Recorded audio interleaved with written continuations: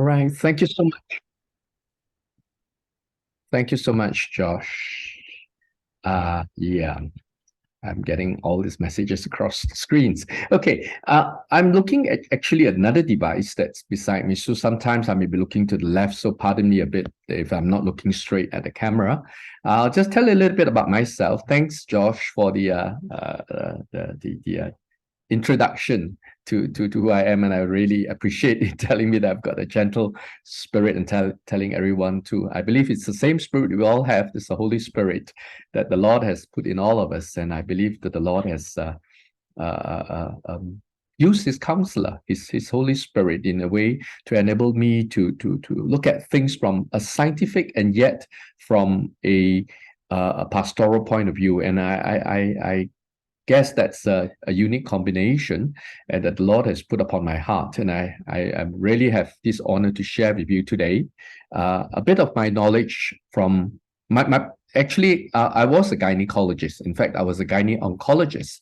So being a gynecologist before, I dealt with issues on medical ethics as well as women issues, as well as the topic for today, the end of life issue, because I'm also a gyne oncologist. So I see people at both ends of life, young babies coming out from mothers, as well as elderly or maybe even young patients that are facing the end of life issues when they are afflicted with cancer, which is my specialty in gynecology, women cancers. So and besides that, my pastoral training, I've worked as a pastor. I gave up my medical profession about 10 years ago to follow the Lord's calling, and I've been pastoring at the church, and in fact lately I've been leading a small church plant in the middle of Kuala Lumpur, Malaysia. For those of you who are not from Malaysia, it's where Kuala Lumpur started, at the confluence of two rivers, and in the middle of Kuala Lumpur I'm leading a church plant there. So that's so much about myself, but I thought that maybe perhaps that might help you to formulate any questions you might have that you may already have in your mind, or perhaps we will gather them along as I sort of give a whirlwind tour of what actually consists of 4 lectures. I'm going to compress it all into about 30 to 40 minutes into one sort of a teaser for what is to come, bigger things to come, which is the YWAM Worldview, total sort of a week-long forum or seminar that Josh will intend to hold later on. So the issues that are, or rather the topics that are given to me, are on abortion, LGBTQ plus, and euthanasia. Okay, to start off with, I'm going to talk about abortion.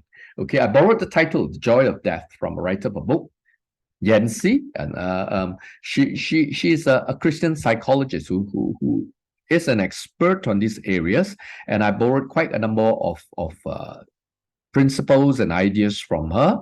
And as I go along, please do feel free to stop me at any time if you like, if you have any questions, or as any typical Asian does, I speak very fast, okay? In case my pronunciation is not clear or I speak too fast, do stop me, all right? Okay, abortion. What essentially is abortion? Okay, now I'm having a little bit of problem because the slide is not moving on my other device. I had this problem before and it's coming back to haunt me again. There we go. Okay, what is abortion? In this short little introduction to abortion, I'm going to talk about what abortion is. And of course, when you talk about abortion, we need to know, when does life begin, to really understand what really constitutes an abortion. And in many countries, abortion has been legalized. But what exactly constitutes as being legal or not legal?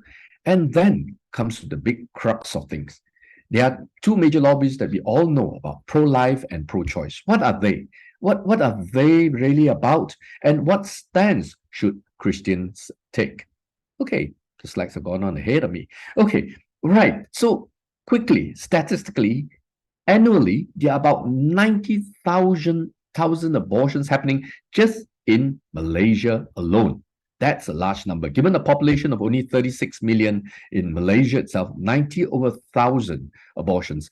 And mind you, many of these abortions happening in my country are not legal because as it stands, I'm going to tell you a little later, in Malaysia, there are certain regulations that permit abortion, and anything outside of these regulations are considered as illegal abortions. So these 90 over 1,000 are actually majority of them are not legalized abortions. And that is equivalent to something like about 50 primary schools every year, 90 over 1,000. Or worldwide, that's even on a greater scale, 43.8 million. That's easily more than the population of Malaysia itself being aborted annually. But let's have a look further. What abortion is? In the medical terminology, it's TOP. Well, medical science tends to trivialize a lot of things. So what actually is a taking of a living being inside a woman's body is considered a termination of pregnancy. And in most countries, a termination of pregnancy below 24 weeks is considered an abortion. Now, we have to be careful. Abortion is a general term that we use. Sometimes women have a miscarriage. Medically, that's also called an abortion. Yeah. So most of us, in the layman terms, we tend to take abortion as an induced abortion, meaning that we intentionally want to cause an abortion. So we reserve the term abortion for that. While in medical terminology, abortion just refers to any termination of pregnancy, whether induced or unintentional, involuntary, that happens below 24 weeks of gestation. Just to clarify that. There are many types of abortion. As I said, there are induced abortions, but there are spontaneous abortions, which in layman term is a miscarriage. They are threatened, incomplete, and complete. Okay, I won't go into detail on that. The stats I've already mentioned a bit. But the next thing we really need to look at is, when does life begin? There has been a debate on that. Many would say that life began at conception, at the very point where the sperm meets the ovum. But it's that really when life begins.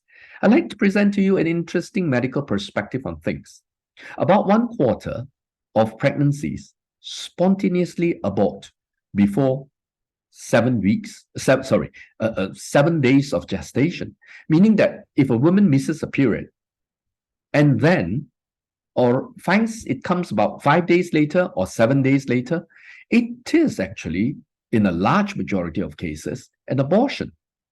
So, therefore, even in nature itself, or maybe if you want to put it, in human beings which are created by God itself, there is already a statistic or a fact that abortions take place spontaneously. So therefore, in God's economy, would he actually create a life to have it lost spontaneously in 1/4 of all pregnancies as the beginning of life? So it warrants some thought about it. I believe our Catholic friends believe that life begins at conception. But as a Christian and as a scientist, I beg to differ. I prefer to say that life begins at implantation, because between the time of conception and implantation, though there are cells that are multiplying, which is akin to any other cells in our bodies, they multiply all the time and they die. Many of these cells that multiply, we call it a morula, a large number, as you see in that picture there, they tend not to be able to survive by itself. It can only survive when it implants on the wall of the uterus. So anyway, you can ask more questions about that later. So abortions do take place spontaneously as well as being induced. Now we go on to the induced abortion. When is an induced abortion legal? In the law, as I understand it, Malaysia law, which is actually a replica of the Commonwealth law in UK, says that abortion up to 24 weeks may be undertaken if it puts the life of a pregnant woman at risk, which means the mother's life, poses a risk to the mental and physical health of both the mother as well as the fetus. Meaning that if the fetus is already found to be abnormal, either physically or mentally, you can actually legally go ahead with an abortion. That brings up the question, what about some mild mental abnormalities like Down syndrome? Illegally, we can abort it, but ethically, is it a right thing to do? That is a question that we need to pose to ourselves as Christians, as well as someone who would formulate a Christian worldview on things. And also, of course, the last line says that there is evidence of extreme fetal abnormality, that the child will be seriously physically or mentally handicapped after birth or during life. That is something which really need to be considered. But what is disturbing lately, as early as a couple of years ago, a few years ago, the New York, they passed a legislation allowing abortion up to 36 weeks, up to term. Now, previously, the law allows abortion up to 24 weeks. But imagine a fully formed baby can be aborted up to 36 weeks. Even amongst medical circles, it's unthinkable. A baby can actually survive outside of the womb after about 24 to 26 weeks. Now you're talking about taking a baby out and allowing it to die, or even causing its death even before bringing the baby out, when it could have lived outside the womb. What are the ethical and the moral issues involved in this? Then we come to the $64 million question. Many times, maybe not so much so in Asia, but it's coming so in our neighboring country, in Singapore. Any Singaporeans here? Okay, well, you're generally, even in the conversation in the kopitiam or the coffee shop, you are asked to choose between, are you in the pro-life or the pro-choice lobby? What is the pro-life or pro-choice lobby? Well, before that, I think we are actually in the Worldview Seminar, so I don't believe that I need to really explain in detail what it is. Basically, it comes back to our Christian worldviews. What is our Christian worldviews? Worldview is about a set of beliefs or the fundamental aspect of reality that ground and influence people of one's perceiving, thinking, knowing, and doing.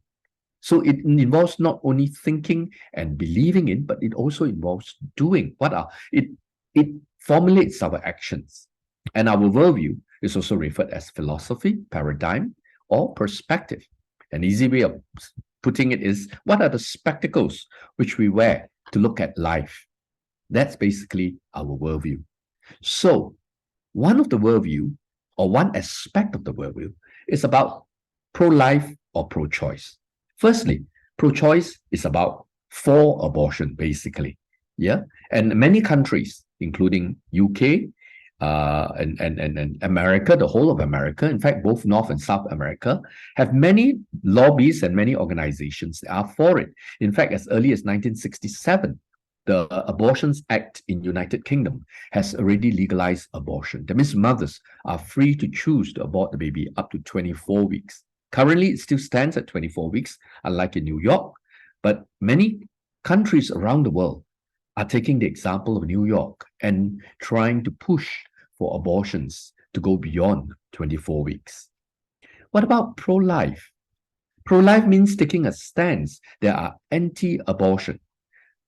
Not to the extreme as if they are severe abnormalities or threatening the health of the mother, but basically anti-mums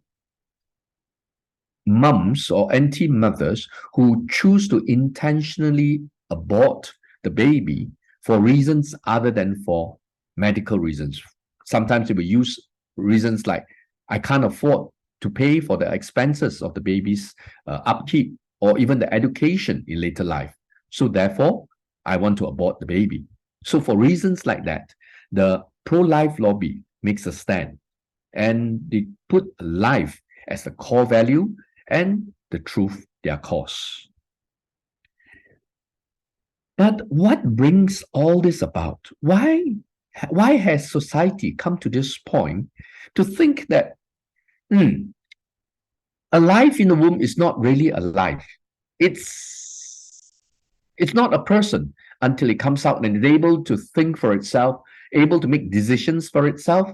Is that when really a human being becomes a person? As early as in the Second World War, Dietrich Bonhoeffer talked about this personhood theory. What is the personhood theory? It talks about how we detach what makes a person from being what makes a human being. Even as early as Descartes, the French philosopher in the 19th century, 18th century, if I'm not wrong, talk about this fragmented dualism, which is also Descartesian dualism. It talks about a human being is not the same as a person. However, our biblical worldview as Christian, I trust that all of us are Christians all here. So we believe that the body, the soul, the spirit are all one. God made us all one. And not only that, God made us in his own image too, after the image of God. So if God is one in himself, I believe the three major Abrahamic faiths even believe that God is one. As much as we do believe that God is one, how can God be fragmented? How can human beings, therefore, not be a person from the time of a formation of a human being? Dietrich Bonhoeffer calls it dehumanization or objectification, where human beings are made to be like objects and no longer like human beings. He puts forward this two-story model. The upper story speaks of the higher attributes of the human being, meaning the person, the thinking, the moral, the ethical aspect of it, the legal aspect of it, where a person is a person. And that's very subjective too. Whereas the lower story, the separation by the floor that separates the upper and the lower story, speaks of what is material, what is existential, what is palpable, what can be considered as a human being is nothing more than an object, a non-person. Now, that is what we come to fragmentation of the personhood, a dualism, Cartesian dualism. I'll talk more about it in subsequent lectures. So, concluding that pro-choice and pro-life, pro-choice is basically an atheistic worldview that has philosophical aspect to it, and it focuses generally on existentialism as well as materialism, and it is prevalent in our post-truth society. Since the 1960s, we live in this postmodern society, and I believe that term would be familiar to you by now, having gone through the various other aspects of the seminar. We live in a postmodern society, but the postmodern society has now zoomed in into a certain aspect that has gone into what we call post-truth. Previously, in the earlier aspect of the postmodern society is that we will argue for what is the truth, and then we will debate, and at the end of the day, there has to be a winner that says that, this is your truth, and we will all go by it. But now we have come to society where we agree to disagree, that my truth is what I come to a conclusion at, and your truth is what you come to a conclusion at. And you stick to your truth, and I stick to my truth. There's some sort of dualism again, a dichotomy there, and therefore there's no longer any objective or absolute truth. Everything becomes relative. And this is where we have arrived at in our post-truth society. And that's why many who are pro-abortion will say that you can say what you want. The scientists can say what you want. I don't believe in it. My truth is what I believe in. And I'm being pragmatic, and I believe that the baby inside the womb is a non-person. So therefore, I go ahead with aborting it with no qualms at all. No moral condemnation, no issues at all. How do we tackle situations like this? On the other hand, a pro-life lobby is essentially a theistic worldview, meaning that a worldview that focuses on the belief that there is a God, and a God that believes in the sanctity of life. And not only that, there is also an individual worth. And I believe we all know that, because right from Genesis itself, the scripture says that all of us, every human being, whether we are believer or not, we are made in the image of God. And each one of us, being made in the image of God, has a worth. And not only that, an unborn child is even remembered by God. Psalm 139 tells us that God has personally not in a mass production manner, not in a factory, but personally, wonderfully and fearfully created each one of us. The unborn child is still remembered by God. And then on top of that, God has created communities all around the world known as churches, which you and I obviously belong to.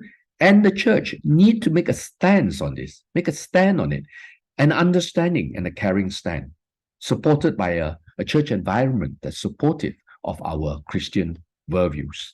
So there we go, abortion, pro-choice, the pro-life, and what we need to know about abortion in order to be able to have a decent conversation with those that are around us about what abortion is, when life begins, what is pro-choice, pro-life, and finally, what sort of stand do each one of us individually make, and how can we influence the society, or at the very least, the community that we move around in, namely the church first of all.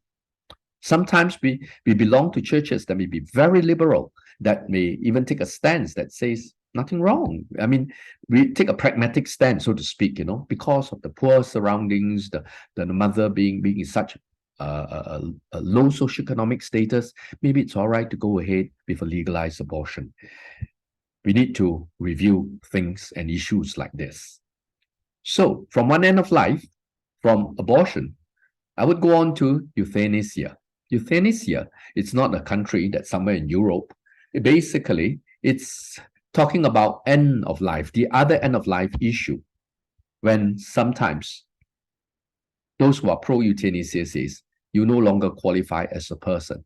Just now we talked about being a baby, not a person. How about when we grow older, when we reach the 80, when we lose our mental faculties, do we still qualify as a person? Here we go. Look at some of the statistics. 47% of the suicides that happen, or rather 47% of the doctor-assisted suicides, that means where a medical personnel is involved, has got none with disabilities being the main reason. That means it is essentially, the bottom line is, a personal choice. That's a very high number. When I'm talking about doctor-assisted suicides, not all suicides, the doctor-assisted suicides are intentional.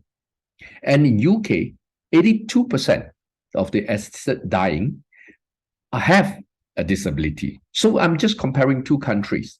In UK, 82% have a medical reason to it, either due to severe Alzheimer or not really being a valid reason, but when they're having severe Alzheimer, maybe they themselves in what do you call it, or the close relatives to them decide on their behalf that we shall terminate life support, or even to administer a substance that will end life. So you find that in America, there are more people who intentionally choose assisted suicide or euthanasia. In Oregon, for example, the main reasons that people have very high doses of anesthesia or painkillers, it's not for pain relief. They are actually meant to terminate a life. And the reason for it is being loss of dignity, or even the pragmatic reason, the elderly do not want to burden others. What is definition of euthanasia? The painless killing of a patient suffering from an incurable and painful disease, or in an irreversible coma, that remains as the primary or the core reason, but it has sort of diverted from its original definition or reason ever since it was entered into the Oxford English Dictionary. There are four elements, the four criteria that has to be fulfilled in euthanasia: an agent, an intention, a causal proximity, and an outcome. Meaning that there must be a person who's going to administer the agent, and the intention must be clear as to the reason for carrying out the action of euthanasia. The causal proximity is the process by which the termination of life or the ending of life is brought about. And finally, the outcome is a painless death that is the desirable outcome. This criteria must be fulfilled in a euthanasia. And the types of euthanasia are either voluntary, that means with total consent of both the patient and the doctor. And then it happens in Belgium, Luxembourg, Netherlands, in Switzerland, and some states in the United States of America, North America. The non-voluntary, when the patient is in a coma, that's when, like, for example, child euthanasia, the child, due to severe difficulties, for example, in childbirth, it's like a vegetable. And the doctors would have done tests on it and says the child has no capability of thinking for itself, is a walking vegetable, it's on life support. They will consult the parents and ask the parents whether you would want to pull the plug, so to speak, or to allow the life support to carry on.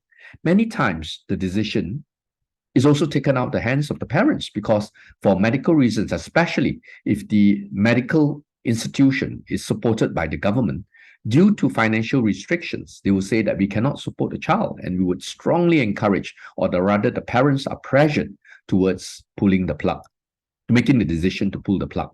So that's non-voluntary, yeah, and the consent. And involuntary is against the will of the patient. For example, an elderly person who still has mental faculties, but because the children could no longer afford to pay for medical support, and the patient requires total nursing support or hospital support, and therefore, some way or another, it's an agreement is reached and it's legalized that can actually terminate or end the life of that elderly patient. So there are 3 different types of euthanasia. Okay, is everyone all right? I can't see all of you. You can put it in the chat if you like to stop me and ask a question at this point, and I will clarify. If not, I'll just go on. I see Ming smiling there, so I suppose I take that as okay. I can only see just a few of you. Maybe I should take a different view. I'm looking at myself. Let me see, gallery view. Ah, that's a bit better. Okay, now, I'm not going to go into detail about, again, like the pro-life and the pro-choice lobby in abortion. There is also pro-euthanasia and anti-euthanasia lobby, each with their own reasons. But again, it comes back to the main question, the crux, the important, the $64 million question is that at what point does a human being stop being a person? Again, we talk about defining personhood. That personhood is very arbitrary, is subjective, because there is no objective criteria up to this point. Doctors, scientists, neurologists, neuroscientists, sociologists, psychologists, psychiatrists have each given their individual views on it, and none have actually, or rather not all have come to a collective conclusion that when a person stops being, a human being stops being a person. And often it is not objective truth or evidence that forms a conclusion. It's often the people, the lobby with the loudest voice, often with the instrument of state, that helps people to make a conclusion. And that can be pretty dangerous in our times, don't you think? What could we do on behalf of society? What can we do as upright citizens of the world? What can we do as followers of Christ in situations like this? When we look at it, essentially everyone is at risk, because one day everyone will become old. And when we get old, if the legislations are not in place, if it all becomes subjective, how then will we progress on to, how then will we face the end of life issues ourselves too? So while we are able and capable and have a voice, what stand can we take regarding this? So essentially, when you look at a chart, this is a chart of worth. The y-axis is a sort of a measurement of human worth, which being the highest in the prime of life, in the middle, but at the 2 ends of life, at the start of life and at the end of life, that's when the worth drops, when human beings or persons cannot contribute to society. And this is where human beings are at highest risk. The Lord teaches us to defend the weak, the orphans, the widows, those that are not able to defend themselves, the poor, those that are not able to stand up for righteousness. How then, therefore, do we take a stand for righteousness? What, therefore, constitutes human worth? Is it like what the world thinks, that human worth are only highest in the prime of life and when you can contribute to society? Or human worth, it's like the chart suggests, lowest at the two ends of life? The issue of euthanasia also dwells into medical bioethics because of the practical considerations. I talked about pragmatism, like when the government institution do not have sufficient budget to cater for those that contribute least to society, the very young and the very old. Therefore, they formulate what they call it, laws and formulate principles by which guide their mode of action, which can sometimes be very unethical or immoral. They are also driven by worldviews by the people who lead these institutions. For example, Peter Singer, an Australian, who is a world foremost utilitarian, meaning that basically we live for the moment. He emphasized a lot on existentialism and materialism, and he's a foremost promoter of fragmented dualism, which I talked about earlier, and he promotes abortion and euthanasia wherever he goes. He's invited to speak in educational institutions all around the world. Tom Beauchamp is the same thing too. He's also invited to speak. He's an American. And all this greatly influence hospital policies, laws, judgments, healthcare decisions, and all that. I mean, you heard recently about the reversal of the Roe versus Wade, which is a law, a court judgment legalizing abortion or giving permission the mother to carry out an intentional abortion. The fact that it was overturned due to certain political agenda, not necessarily Christian agenda, that caused a huge uproar in the whole of America, and there's still demonstrations up to today, from city to city, state to state, regarding the overturning of this Roe versus Wade. We can ask questions on that later, and I'll answer them. So it also touches on eugenics. The one famous proponent of eugenics is Adolf Hitler. He wanted to create a blue-eyed, blonde-haired Eurasian race, the Aryan race, that is supposed to be the perfect race. And as a result, that he exterminated Jews and killed millions of others, and put them into gas chambers and concentration camps and that.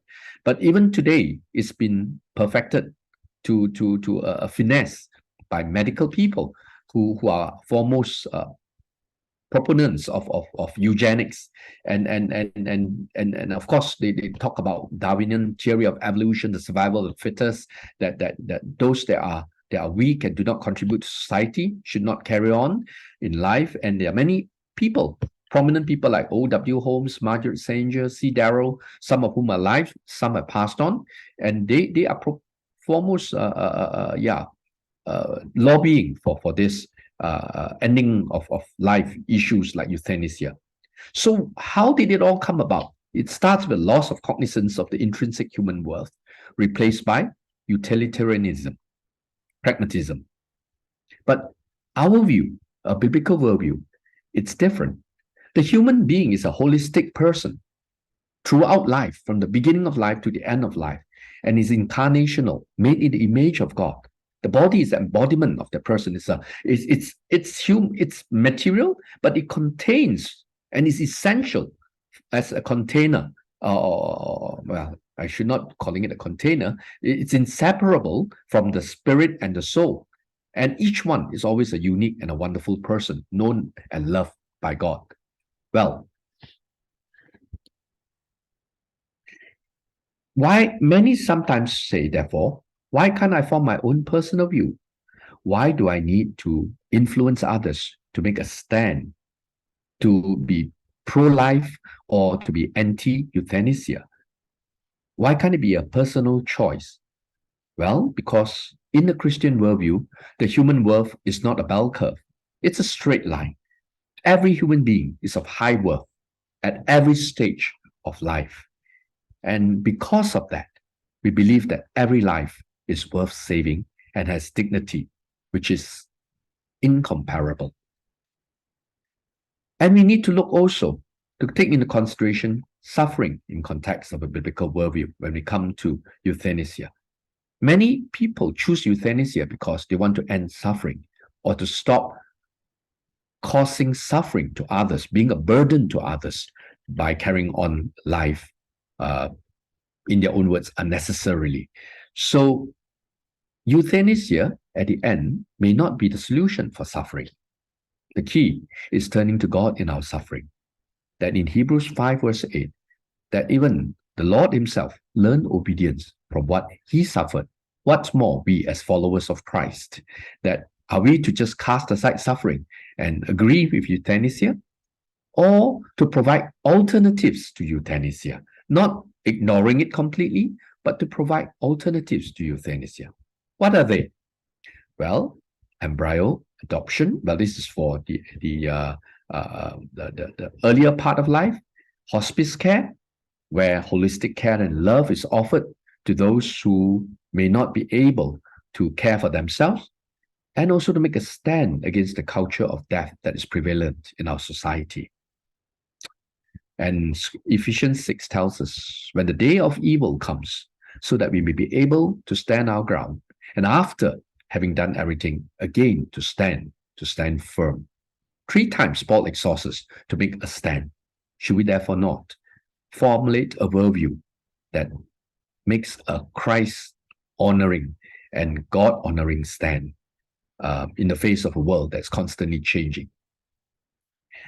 How much time do I have left? It's about 5:14, which is about approximately. I think you just go through your stuff. I think this is really good stuff. Yeah. Okay, I'm just going to very quickly go through it. It's going to be, as I said, a whirlwind sort of introduction to the full set of 4 lectures. Human sexuality. Well, human sexuality is the way human beings express and experience themselves sexually. And it can express through many, many different forms, like biological, emotional, erotic, social, even through spiritual feelings too, and through our behavior, of course. And sexual orientation, it's a way of expressing this sexual behavior through a pattern of sexual interest in the opposite, and now not necessarily in the opposite, but in the same sex. So sexual orientation is basically putting the expression, the experience into action. And again, because of the dehumanization of human sexuality, many have fallen into the different diverse and expression of human sexuality. Again, I talked about Cartesian dualism. The core basis to it, as I sort of present these different aspects of how human society has changed in relation to ends of life issue as well as human sexuality. The core issue again is how we have divorced personhood from the human being. Our postmodern view is that our identity is defined by our feelings and desire. It's no longer defined by evidence or truth anymore. That whatever evidence or truth we have, it's overwhelmed by what we feel and what we desire. Our emotions take precedence over objective truth. And that causes us to use our bodies even, something that is intimate and personal to us, in ways that are contradictory to our very own biological identity. And that results in dehumanization of many ways how we treat our body. The bottom 2 pictures of how the exhibition, a worldwide exhibition that's been traveling around the world, of using actual human beings that have died, instead of honoring them with a burial or a ritual, is gone to put on display without even their consent, as to skin the body and then put them in different forms and display it as a work of art. Where then, therefore, lies the value or the intrinsic dignity that comes with every human being that's created in the image of God? So, as Dietrich Bonhoeffer says, objectification or dehumanization has led many to look into pornography. The human body has become objects of lust, objects of interest that can be bought or sold. human trafficking, for example, too. And even the secular researchers have found that porn, though many it's available and is legalized, has become a public health crisis because it has led to physical aggression against women. And these are evidences through scientific research, and yet evidences like this are swept under the carpet. And because the lobby, the lust or the desire, the emotions that are involved, and the outcry to satiate the sexual lust and all that in pornography, and pornography is still legalized because there's a huge amount of money to be made from this business. But what has happened is there's increased rape, decreased human, decreased ability of men to relate in marriages, and men and women to relate to one another in marriages, as well as leading to increased rates of divorce and addiction, prostitution, and sex trafficking.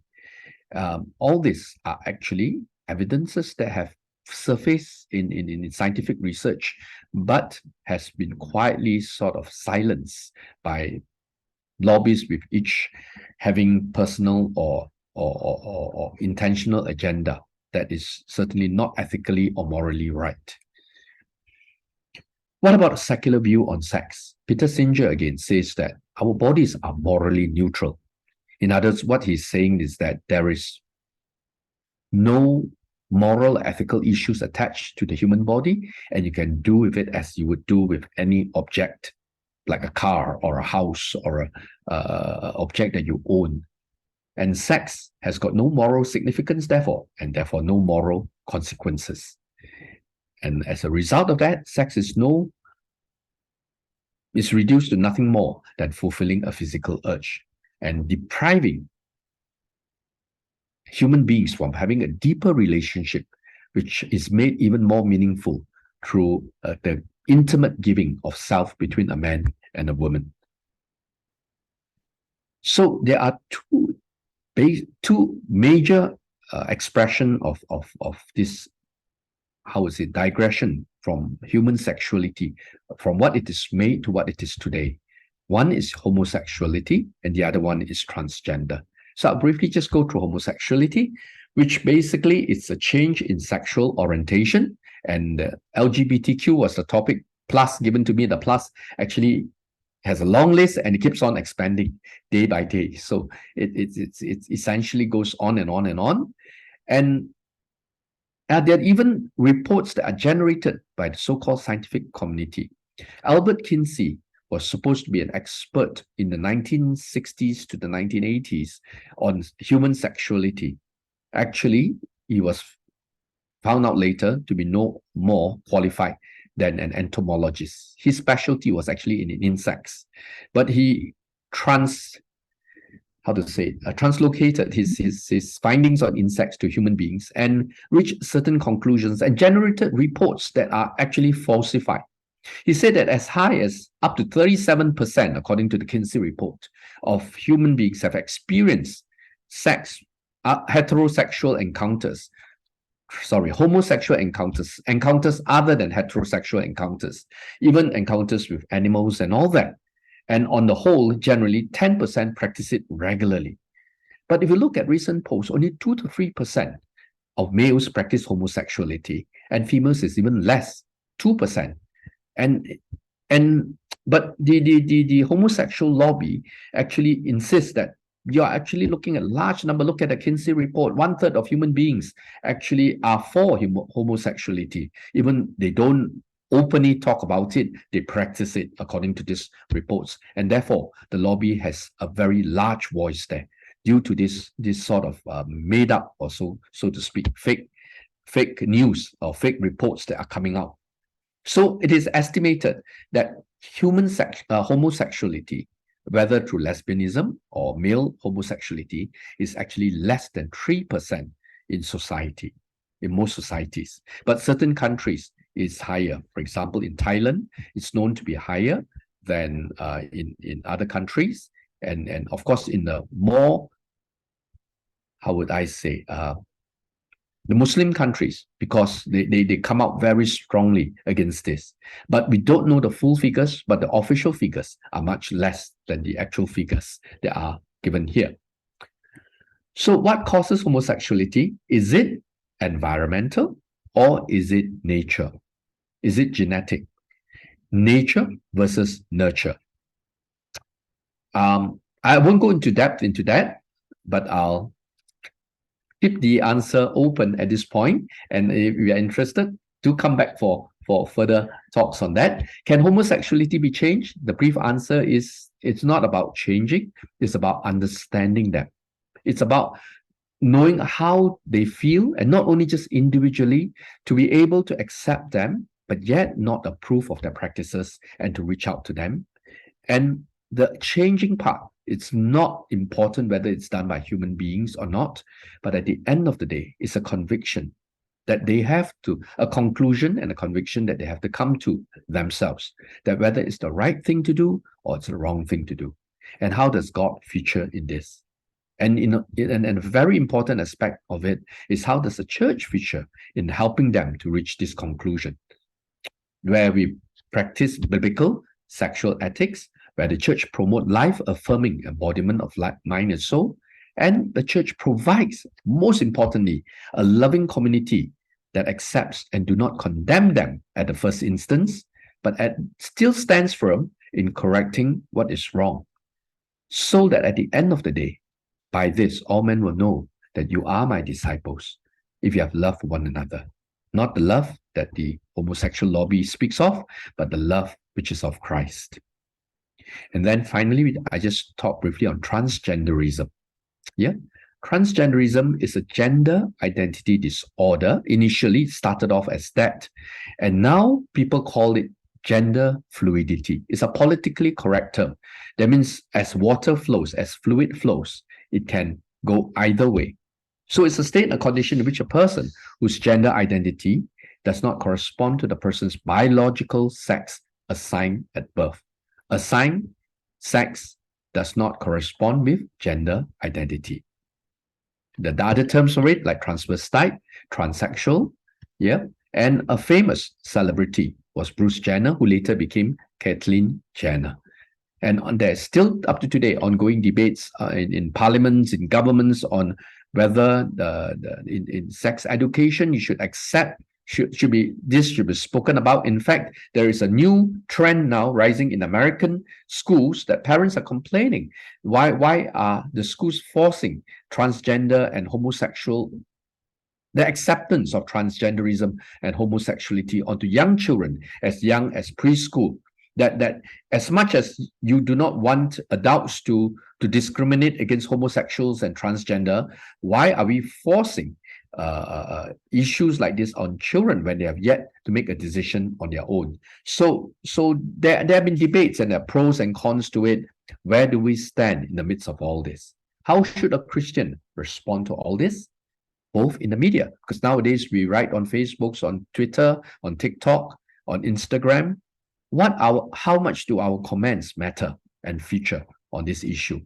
And how should we respond to someone who is transitioning gender or has already transitioned? Some of us may have a friend. I have a friend, or I have even a church staff, a colleague who's working in the church office who was once a male, transgendered into a female, and by God's grace, not through any coercion or through any forcing of him to, or brainwashing his worldview, but through his own personal conviction, he came to a realization that he is made a man after God's own image, and he has transited back to being a man. Yeah. If you have an opportunity, I will get him to come on with us on Zoom one day, and you get to meet him and ask him questions too. Right. What is transgenderism? Well, I have already talked briefly about it. There are different terms to it. There are different types: hetero, homo, or bisexual. And the causes of it are multifactorial. It's not only nature or nurture, but it's a combination, and that has also been verified by Francis Collin, that he himself, who is the head of the Human Genome Project, who has unraveled every single gene in the human DNA, has concluded came to, well, to be fair to him, he's a Christian, but he has come to the conclusion there is actually no gene that determines whether your sexual orientation should be a male or female. Yeah, that if you are male, there's a gene in there that causes you to behave like a female. There is no such gene in our human DNA. So therefore, there's no conclusive evidence as to the genetic or other biological factors being involved in formulating a sexual orientation. But what is important, as I said, regarding homosexuality, is also to understand those who undergo this experience of feeling that they are a man trapped in a woman's body or a woman trapped in a man's body. And a lot of times it boils down to fear of like being trapped in a body or being isolated, misunderstood, or rejected. And this expression of feelings, therefore, comes out in the form of cross-dressing, which either privately, occasionally, or publicly. And they also would like to be referred to, other than a he or she, they would like to be referred to as a Z. So, and sometimes this sort of feelings that force them to come to seek medical help, and there are doctors who will administer hormonal therapy as well as sexual reassignment surgery. And how did all of this come about? It's not initially in the 1960s, about 100, well, less than 100, about 60 years ago. It used to be what we call people living in little pockets or in the closet. And since then, because it's acceptable in our society, in what we call our digitalized world, are now coming to the fifth digital revolution or industrial revolution, which is talking about digitalization.